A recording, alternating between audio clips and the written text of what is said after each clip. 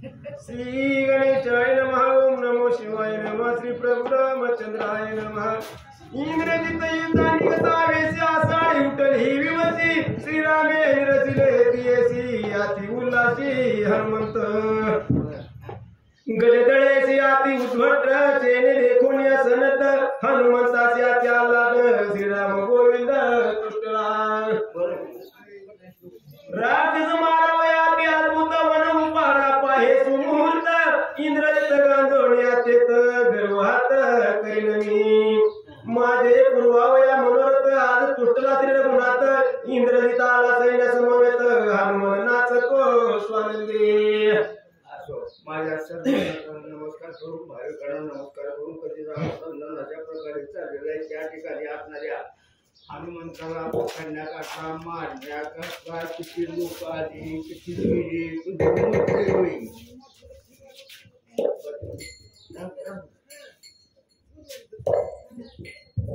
आणि अशा प्रकारे त्या ठिकाणी असणाऱ्या इंद्रजिताला रावणानं पाठवलं। इंद्रजिताला पाठवलं खरं पण त्याच्यामध्ये त्याची असणारी आत्या आली आणि बहिणी ते असणारी आसाळी नावाची बहीण आली इंद्रजिताची। आणि तिनं काय बाबा खालचं जावड जमिनीवर वरचं जावड आकाशाला लावलं हनुमान तिच्या पोटात जाऊन बसला। गेला गेला गेला पोटात गेला म्हणल्यावर सगळ्यांना आनंद वाटला। आणि त्या ठिकाणी गावातील लोक असणाऱ्या रावणाला सांगायला पळत गेले आणि रावणाला सांगितलं की आसाळीनं मांजरीला खाल्लं। त्यावेळेला त्या असणाऱ्या रावणाला सुद्धा वाटलं एवढी लोक मरायच्या अगोदर पाठवलं असं बरं झालं असतं। लगेच 5 मिनिटात दुसरी खबर गेली आवं मिली तुमची आसाळी मिली म्हणे। रावणाने त्या हनुमंताने तिचं पोट फाडून मारून टाकलं। साखर वाटीत होता साखर वाटीत होता हनुमंताला आसाळीला खाल्लं म्हणून। पण तेवढ्याच त्याच्यामध्ये आणि दुःखाची बातमी पुन्हा गेली। पुन्हा त्या ठिकाणी असणारा रावण रडू लागला। एवढ्या मोठ्या असणाऱ्या लंकेचा विध्वंस केला।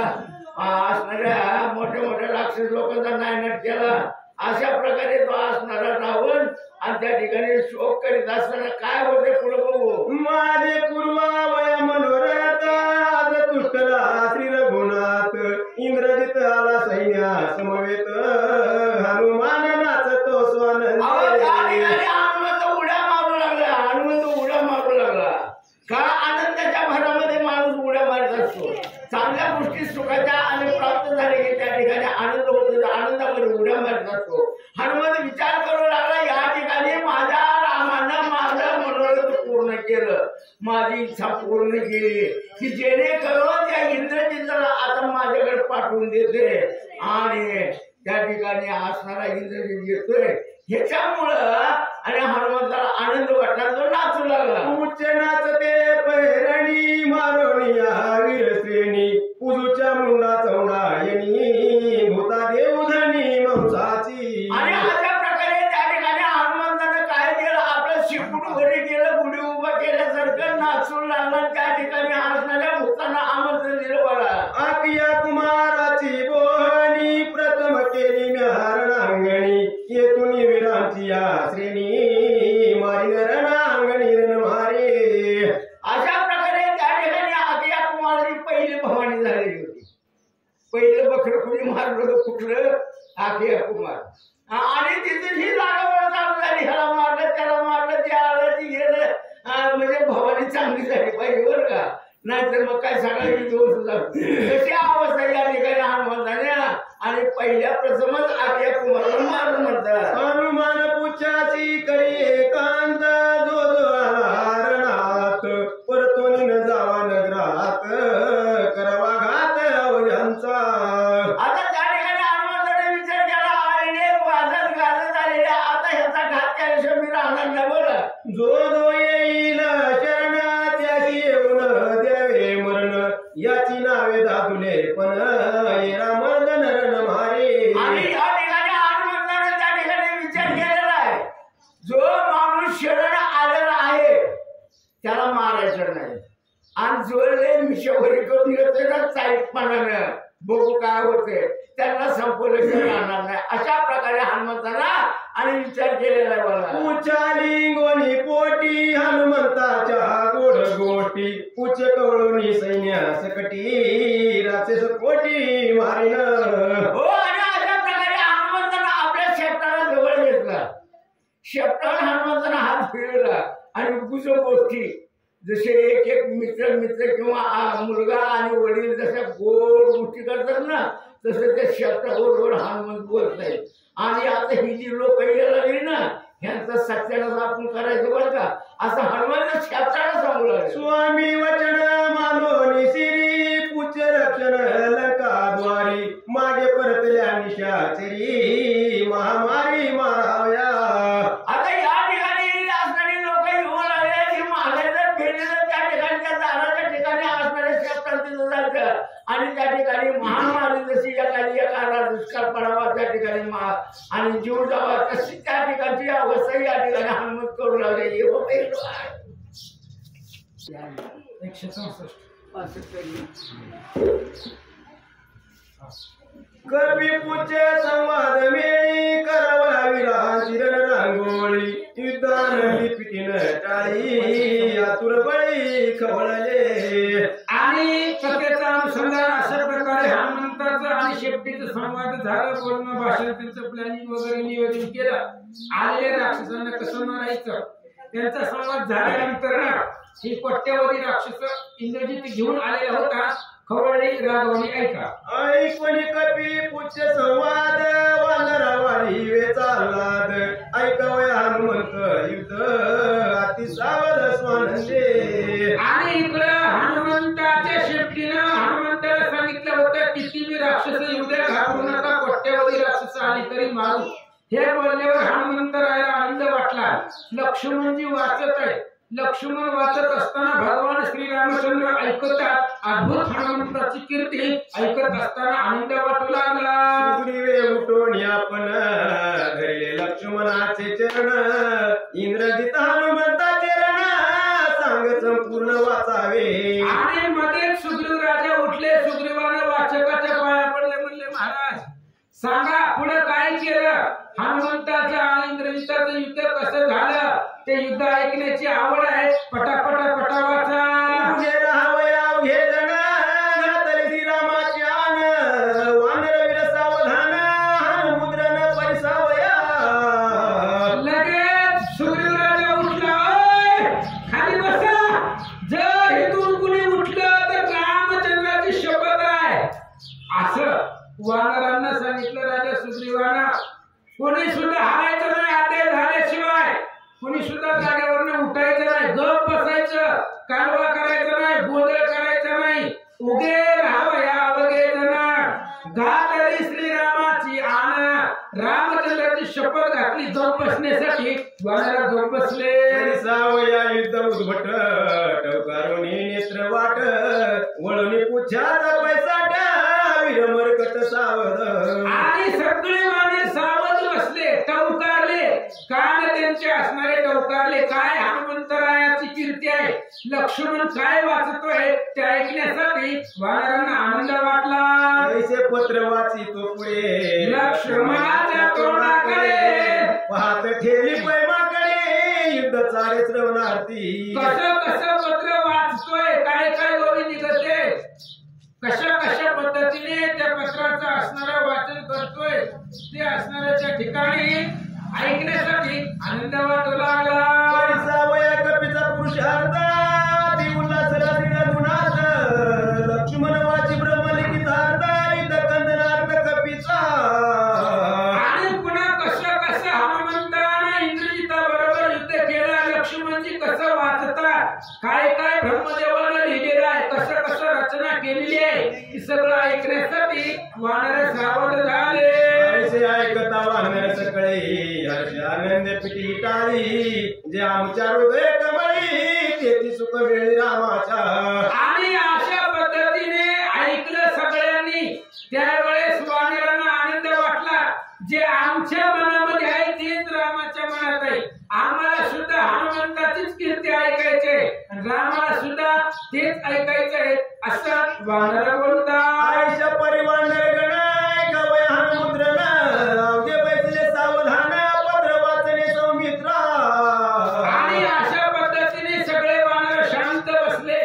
सावध बसले, लक्षपूर्वक ऐकू लागले आणि लक्ष्मणजी पुढे पत्र वाचू लागले. आणि कोणी आसाळीचा घात कोठे खवळला इंद्रजित कपीचा करावया घात त्वरित प्रेरिला.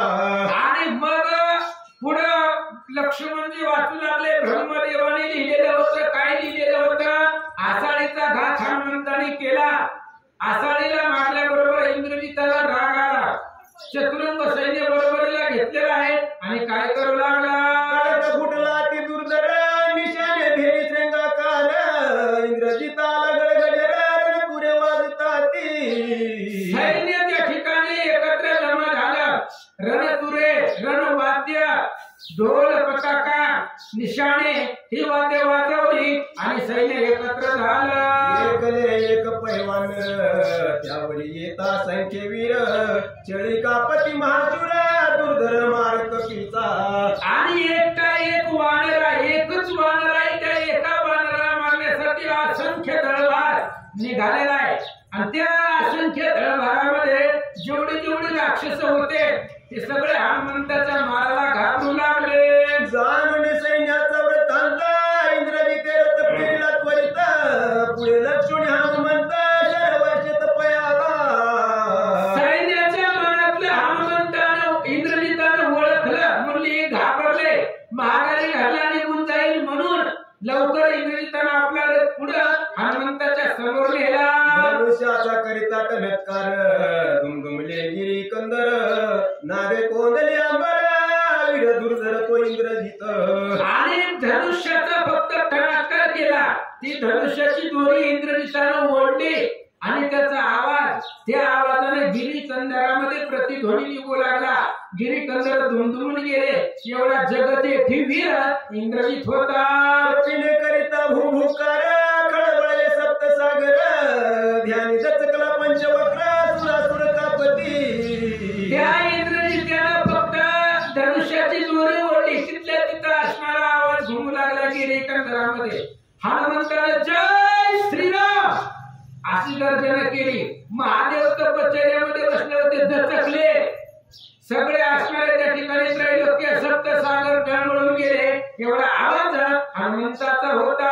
नक्षत्र तुटो निपडती तळे ते चिरण गिरण रांगोळी होते कापती कप्यावळी भद्रकाळी आसुवासी. आणि मग ज्या वेळेस हनुमंताने गर्जना केली, आकाशामधले नक्षत्र तुटून पडू लागली. मग अशी मागच्या अध्यायामध्ये जी भूतांना शंकिनी आमंत्रण दिलं होतं कंकाळीला, ती घाबरली आवाजानं. भद्रकाळीने सांगितलं काय घेऊ नका, ते आपल्याच पाठीचं वाचा. याची आरण मारात अतिकृपाळू हनुमंत मेद मांस करे तृप्त भय निश्चित तुम्हा नाही. भद्रकाळी सांगू लागली आवाजाला तुम्ही घाबरू नका म्हणले. ह्या आवाजाच्या ज्वालावरतीच कोट्यवधी राक्षस इथं मरणार आहे ती. आणि आपल्याला जे जे पाहिजे ते सगळं वेद मांस रक्तानं हनुमान तृप्त करील. ऐकता कपिगिरा गजरा मरणोन्मुख निशाचर खळबळले रथ कुंजरा निधने वीर कापती. हनुमंताची गर्जना ऐकली. राक्षसाला वाटलं मरण आले की काय, कारण फक्त गर्जना केलेली होती.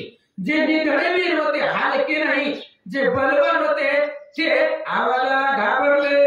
इंद्रजित युद्धाच्या कडाळी रथ प्रेरीला लवड सवडी कपी पुछाची उभोनी गुडी नाचे आवडी रण मारा. आणि इंद्रजिताने युद्ध करण्यासाठी आपला रथ हनुमंताच्या समोर घेऊन गेले.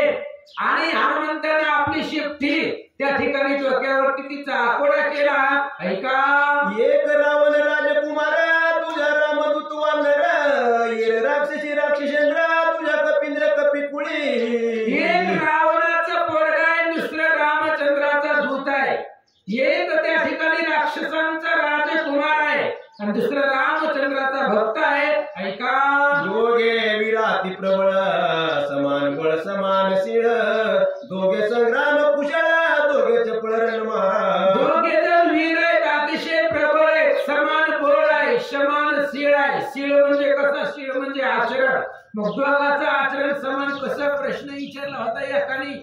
म्हणले बाबी अशी कशी काय लिहिली? दोघांचं शीळ सारखं कसं काय? तर ऐका, दोघही स्वामी भक्तामध्ये प्रवीण आहेत. दोघही स्वामीचे कार्य करण्यासाठी एक रावणाचा जरी पोरगा असला तरी रावणाच्या कार्यासाठी जीव द्यायला तयार आहे, आणि दुसरा रामचंद्राच्या सेवेसाठी त्या ठिकाणी मागे सरत नाही. म्हणून दोघांचंही शिळ समान आहे, दोघांचंही बळ समान आहे असं सांगू लागले. दोघे भिडता महावीर पाहू आले सुरवर, सिद्ध गंधर्व विद्याधर नाग किन्नर ऋषी पाहती. आणि दोघेही त्या ठिकाणी अतिशय दुर्धर एक असणारे भयंकर त्या ठिकाणी असणारे योद्धे आहेत, आणि त्यांचं युद्ध पाहण्यासाठी सगळेजण बघायला आले. सावित्री सहित चतुर्मुख, उमेश सहित पंचमुख, शक्ती सहित षण्मुख, आला देव मुख्य हवे वाट. कोण कोण आले होते? सगळेजण आपापल्या बायकांना घेऊन आले होते. चला म्हणले स्वर्गामध्ये तर काय भांडण नाही ते आपल्याला बघायला भेटत नाही, शेजारी पाजारी आपण आपल्या इथं भांडण होत नाही, चला त्या गावाचं भांडण करायचं लंकेमध्ये. मग ते बघण्यासाठी कोण कोण आल्या? ब्रह्मदेव आले सरस्वतीला घेऊन, पुन्हा असणाऱ्या पार्वतीला घेऊन महादेव आले, पुन्हा शक्तीला घेऊन षण्मुख कार्तिक स्वामी आलेले होते. ऐका, शची सहित सुरेंद्र, विकटे सहित वीरभद्र, सिद्धी बुद्धीशी गणेंद्र, युधी कपिंद्र पाहू आले. आणि मग इंद्रदेव आला आपल्या पत्नीला सतीला बरोबर घेऊन, इंद्रदेव आला विकटेला सोबत घेऊन, वीरभद्र आले, सिद्धी बुद्धी या दोन नावाच्या पत्नीला घेऊन गणपती बाप्पा आले. दोघे खवळले महावीर, काळ कृतांताती दुर्धर, दोघे जैश काळा विरुद्र, युद्ध सत्वर मिसळले. दोघे महावीर खवळलेले रागवलेले, ते काळ एक कृतांत आहे, काळ रुद्र अग्नीसारखं प्रलयकारासारखं दोघांचं स्वरूप दिसू लागलं. एक त्रिपुर एक शंकर, एक मदन एक शंभर, अनिरुद्ध बाणासुर देवी शुक्र हिरण्याक्षे, एक गज एक केसरी, एक सर्प एक सर्पारी, व्रत्र आणि व्रजवज्रधारी ऐशा परी मिसळले. एक मरु एक मुरारी, एक त्रिपुर एक त्रिपुरारी, सहस्रबाहु वज्रधारी, देवी नरहरी हिरण्यकश्यपूशी, एका शिरता चिरत गती, दुजी आणि उच्च सारथी, दोघे भिडती वीर्यार्थी, रण उत्पत्ती महामारी. आणि दोघजण प्रवीण आहेत. आता जेवढी उदाहरणं महाराजांनी वाचली त्या पद्धतीने दोघेजण दिसत होते. एकाकडे काय रथाच्या गतीने एकजण युद्ध करताय, कपट मंत्र उच्चारण धारण याच्यामध्ये एक प्रसिद्ध आहे, आणि दुसरा शेपटीच्या जोरावरती युद्ध करताय, दुसऱ्याला शेपटीची सारथी आहे, आणि एकाला रथाची गती आहे. असं मिळून दोघजण युद्ध करू लागले. क्षण एक भिडती भूतळी, क्षण एक भिडती नभो मंडळी, क्षण एक भिडती समुद्र जळी, कुळाचळे पै दोघे. आणि दोघेजण एवढं आकर्षित गतीनं बघणाऱ्याच्या लक्षामध्ये सुद्धा येत नाही. क्षणात बघितलं तर असणाऱ्या समुद्रामध्ये, क्षणात बघितलं तर आकाशामध्ये, क्षणात बघितलं तर त्रिकुटावरती, क्षणात बघितलं तर त्या ठिकाणी आकाशाच्या या दिशेला त्या दिशेला असं युद्ध करू लागले. जैसे इंद्रजिताची पैगती, त्याहुनी सगळे हनुमंती, न चले शक्ती नाचण युक्ती, रणी मारुती न आटोपे. जशी इंद्रजिताची आतर्क्य गती आहे त्याच्यापेक्षा हनुमंताची आतर्क्य आहे. जसं इंद्रजित लपतो तसंच हनुमंत त्याच्या पाठीमागं. त्यामुळं इंद्रजित कुठंही गेला की हनुमान आले. त्यामुळे हनुमंतापाशी कपट चालत नाही, शक्ती चालत नाही, तंत्र मंत्र धारण काहीच चालत नाही. इंद्रजित म्हणे दुर्धर घात, हनुमान विटावी फळे खात, काका पिटून हुलकाविता, मग दावित अंगोटा. आणि इंद्रजित विचार करू लागला, निर्वाणीची बाणी सोडतोय, दुर्धर घात आहेत माझे, आणि हे वानर झाडाची फळं खात खात त्या शस्त्राचं निवारण करत आहे. कसं युद्ध व्हायचं त्याच्या बरोबर. इंद्रजित खवळो निरणी, वर्षेला असे दुर्धर बाणी, हनुमान वर्षेला पाशानी, रणांगणी गरजोनी. आणि मग काय करावं त्या ठिकाणी? इंद्रजित दुर्धर बाण सोडत होते, जे बाण निर्वाण अनिवार्य होते असे बाण इंद्रजित सोडत होता. हनुमंताने मोठमोठ्याने दगड आणि पर्वत सोडू लागला. बाणी पाशान करीतो कुट, पाशानी बाण होती पीठ, दोघा जणांचं सकट, कडकडाट युद्धाचा. युद्धामध्ये कडकडाट आहे, दोघेही अनिवार्य आहे, दोघं एकमेकांना बराबरीचे योद्धे आहेत. हनुमंताने मोठे पर्वत सोडले की ते पर्वताखाली बाण भुगावत होते, ह्यानं बाण सोडले की बाण पर्वताचं फीट करत होत. असं घनघोर युद्ध सुरू झालं. सुवर्ण पुंखे भाळी, वानर हानी सबळ शिळी, भाळी करोनी रांगोळी, मुकुट तळे पाडीला. आणि इकडे त्या ठिकाणी इंद्रजित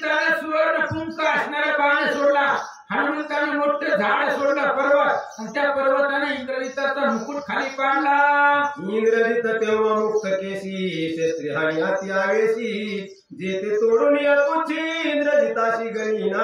आणि इंद्रजिताचा मुकुट खाली पडला, मोकळं केस सुटले इंद्रजिताचे. मोकळ्या केसानं डोक्यावरती मुकुट नाही, काही नाही. दुर्धर अशा प्रकारचे बाण सोडू लागला. त्या बाणाचं निवारण शेपटी करू लागले. रागे हानी चेंडू चक्र वांदर हानी शिळा शिखर सवे घाणीचा कोमर पर्वताग्रे टाकिली. चेंडू चक्र नावाचं शस्त्र सोडलं की लगेच असणारे मोठमोठाले पर्वत सोडत होते हनुमंतराय. इकडं असणारे शक्ती तोमर गदा परीख इंद्रजित सोडत होता. मोठमोठाले झाड दगड हनुमान सोडू लागले. इंद्रजित वर्षे चक्र कांडे वानर वर्षे पर्वत धोंडे उडून हानी पैखांडे ठोकीला तोंडी चळकना. आणि इकडे असणारा इंद्रजित वडण खाडग तलवार खडग युद्ध त्या ठिकाणी सोडू लागला.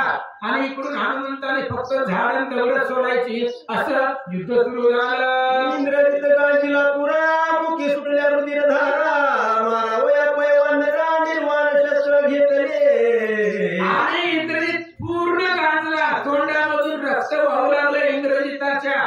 त्यामुळं आता इंद्रजिताने विचार केला वानर ऐकत नाही, मग याला मारण्यासाठी निर्वाणीच मरणांत समयाचे अस्त्र वापरावं लागतं. असं निर्वाण अस्त्र इंद्रजिताने काढलं. 60 रुपये हानीचा शूळ शक्ती राजावला हाती पर्वती इंद्रजित थोटावला ते तीर आणि मारुतीनं आटोपे. आणि मग सातोप धरून ताकद आणून शूळ आणि शक्ती जी इंद्रजिताकडे होती ती इंद्रजिताने सोडली.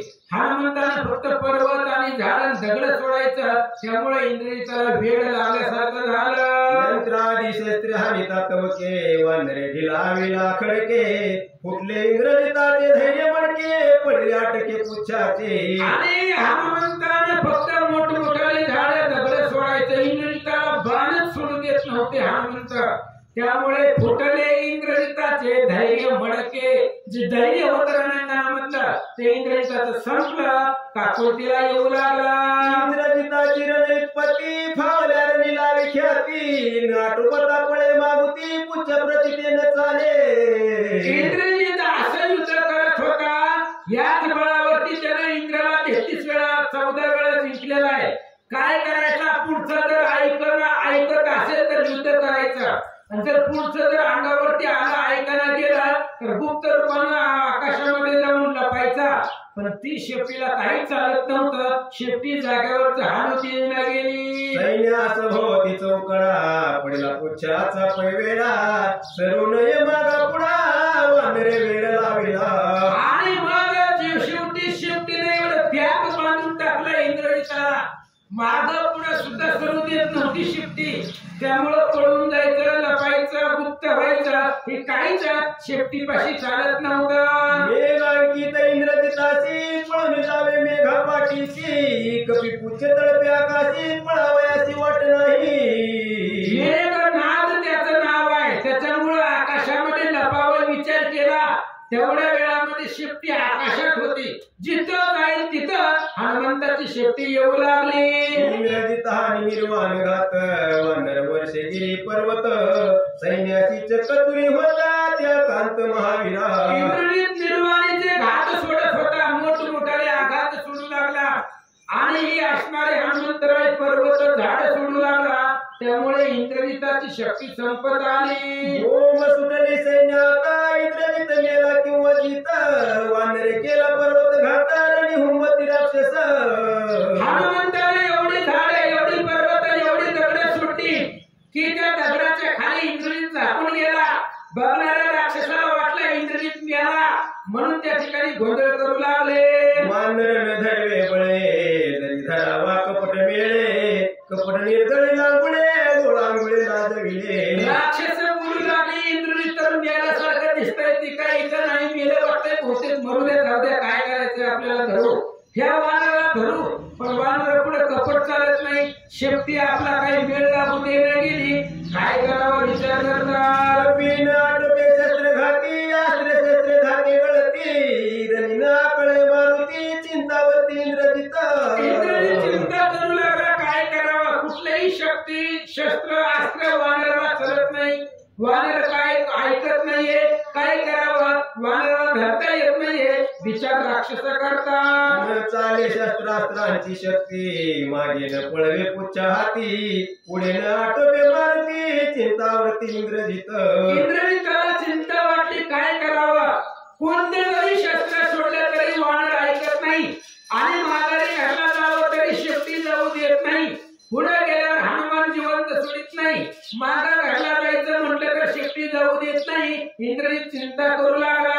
चिंताग्रस्त दे कोणी त्या ते, हनुमान म्हणे इंद्रजिता ते, शिळा शिखरे न हानी तुते, न हानी पर्वते भाक माझी. आणि मग इंद्रजिताच्या डोक्यामध्ये टेन्शन होतं. झपलोय का मरतोय. हनुमंताने सांगितलं म्हणले घाबरू नको म्हणले. मी आहे की म्हणले हे बघ तू तुझ्या डोक्यामध्ये टेन्शन आहे चिंता आहे मला कळले. त्यामुळे तुझ्याकडे जेवढं शस्त्र आहे तेवढं सोड. मी दगड मारित नाही, झाड मारित नाही, पर्वत मारित नाही, निवांत उभा राहतो.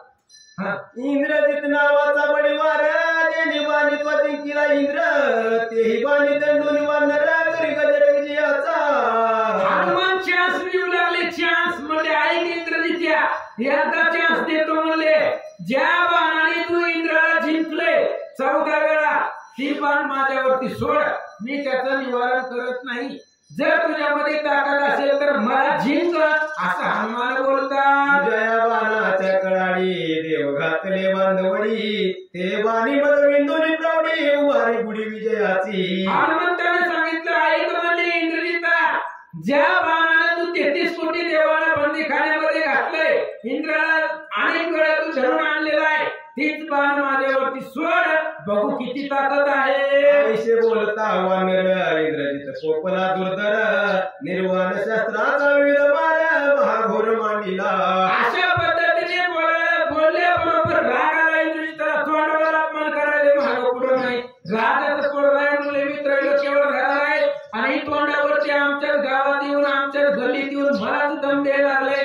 राग आला इंद्रजिताला. निर्वाणीचे अस्त्र हनुमंतावर सोडू लागला. पाडिया मारुती, मंत्रयुक्ती शरण शक्ती, इंद्रजित विंदी उत्पत्ती, कवी प्रयुक्ती ते ऐका. हनुमंताला मारून टाकण्यासारखी साठी मंत्रयुक्ती आहेत. दुर्धर अशा प्रकारची शक्ती आहे. त्या असणाऱ्या शक्ती अतिशय वेगवेगळ्या उत्पत्तीनं इंद्रजित मारू लागला. इंद्रजित विंदी मारका शक्ती, हनुमानाचे रण उत्पत्ती, रामनामाच्या वरती निषेध स्थिती वानर तो. आणि इंद्रजित काय करू लागला. मारका शक्ती, चारण मारण उच्चाटन अशा प्रकारच्या वेगवेगळ्या शक्ती मारू लागला. आणि हनुमान निशंक होते. फक्त रामनामाच्या सहारामध्ये निवांत होते. निर्वाण बाणवीर मोकली, हनुमान वरच्या वरी झेली, पुच्छ करुणी गटांगुळी, दारी गोळांगुळ वाकुल्या. इंद्रजित निर्वाण बाण सोडू लागले. ज्याचं निवारण करता येत नाही असे. आणि हनुमान वरच्या वर आकाशामध्ये ते बाण सोडू लागले.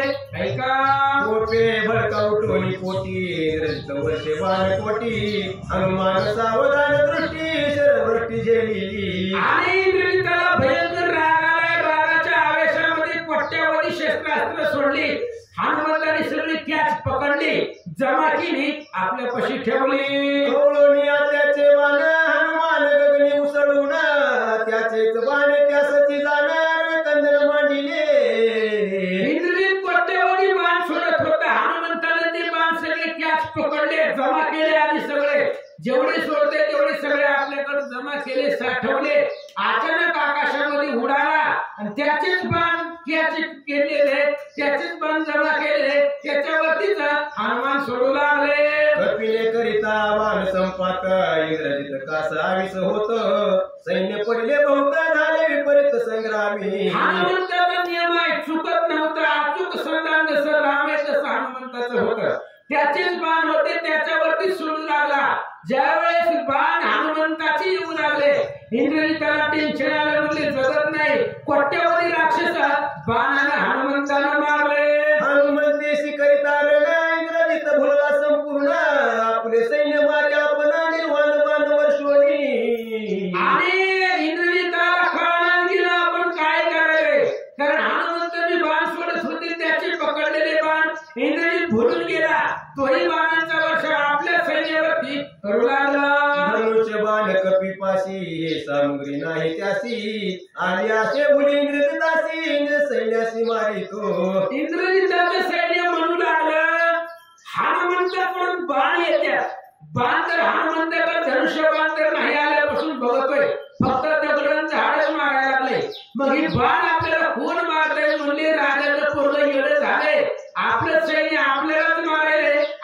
राक्षस बोलू लागले, माझे निर्वाणीचे बाण वानरे कवळोनी संपूर्ण आमच्या बाणी आंबाचे जाणार कंदन मांडिले. इंद्रजिताने विचार केला, माझच बाण आहे. ह्या वानराने कवळून घेतलेले होते, आखडलेले होते, आणि माझ्याच बाणानं आमच्या सैन्याला ही वानर मारायले.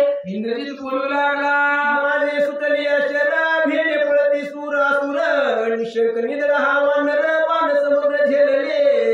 इंद्रजित बोलू लागला, माझे जर बाण सुटले तर देव दानव गण गंधर्व यक्ष किन्नर सुरासुर सगळे पळून जात आहे, आणि हे वानर निशंक आहे. ह्यानं माझे सगळे बाण वरच्यावर कॅच पकडले. आमची शस्त्र्या मावरी परतली असे महामारी आता राक्षसा काय उरी कपी केसरी न आटोपे.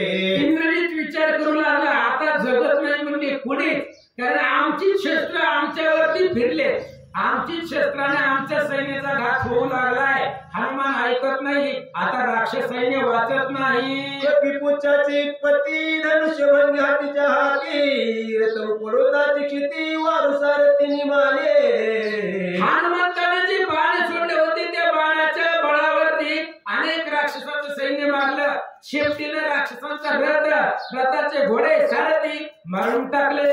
इंद्रजित उघडो सत्वर तेने सांडीला रंगवर रणी उठला हाकार राजकुमार मारिला. हनुमंताने मोठा दगड घेतला, रथावरती टाकला, पण इंद्रजित लघु लागावाने रथामध्ये उडी टाकून पळाला. ते राक्षसांनी बघितलंच नाही. मोठा दगड आला, रथावर पडला, गल्ला वाटला, इंद्रजित मिळाला. रामनामाच्या निज शक्ती शंख मारुती इंद्रजिताची लावली ख्याती केला वेळ तरण रंगी. राम नामाची शक्ती होती हनुमंताकडे, त्यामुळे हनुमान निधडे होते, योद्धे होते.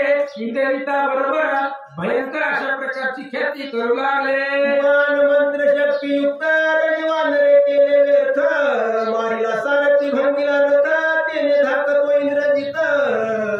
बाण मंत्र शक्ती तंत्र सगळं वानराने व्यर्थ केला, हात केला.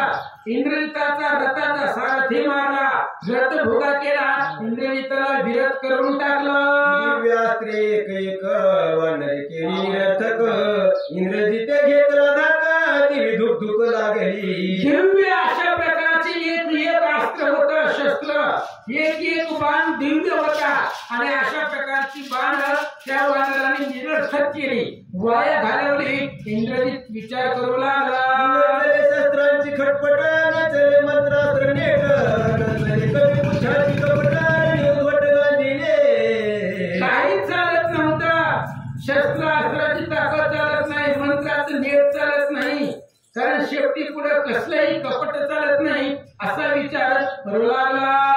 शस्त्रास्त्रांची युक्ती वानर विचार तो चित्ती मल्लयुद्धेची उत्पत्ती शक्ती पाहूयाची. आणि विचार केला,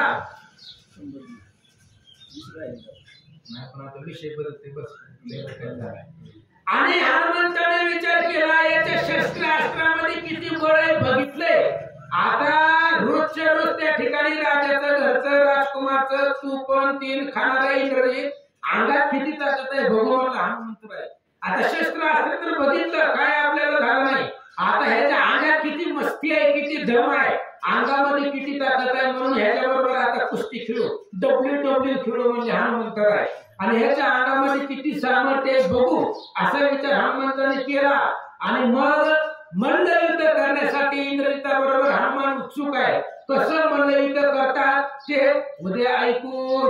पुंडलिक वरदाय विठ्ठल श्री ज्ञानदेव तुकाराम पंढरीनाथ भगवान की जय. प्रभु श्री रामचंद्र भगवान